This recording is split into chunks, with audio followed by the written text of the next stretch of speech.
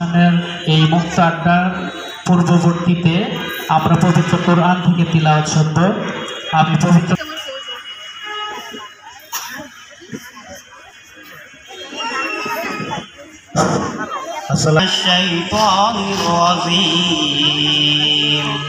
বিসমিল্লাহির রহমানির রহিম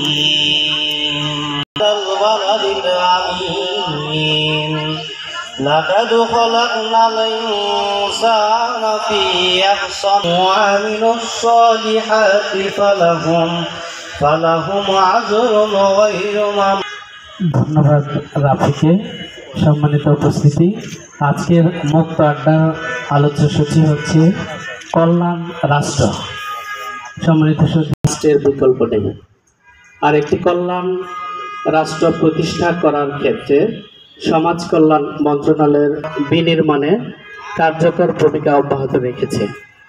আজকের এই মুক্ত আড্ডা কল্যাণ রাষ্ট্র বিষয়ক এই আলোচনায় সূচনা বক্তা হিসেবে আমি মঞ্চে সহকারী পরিচালক জেলা সমাজসেবা কার্যালয় টাঙ্গাইল মহোদয়কে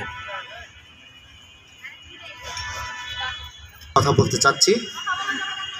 একটি কল্যাণমুখী রাষ্ট্র প্রতিষ্ঠার জন্য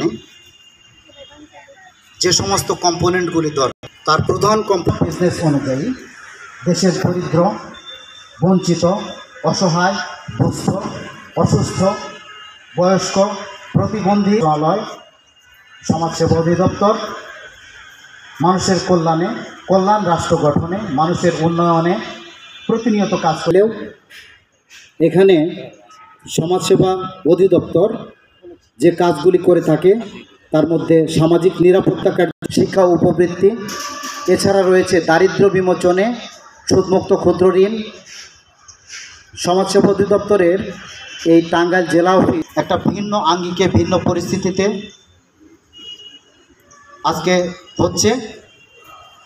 এখানে আমাদের মাঝে পরিবারের আমাদের নিবাসীগণ, বালক এবং বালিকা আমাদের মাঝে উপস্থিত আছেন। আমাদের স্বেচ্ছাসেবী সংস্থা যাদের প্রাধান্যতায়, যাদের পৃষ্ঠপোষকতায় আজকের এই দিবস, প্রিন্ট এবং ইলেকট্রনিক মিডিয়ার সম্মানিত সাংবাদিকবৃন্দ আমাদের মাঝে উপস্থিত আছেন।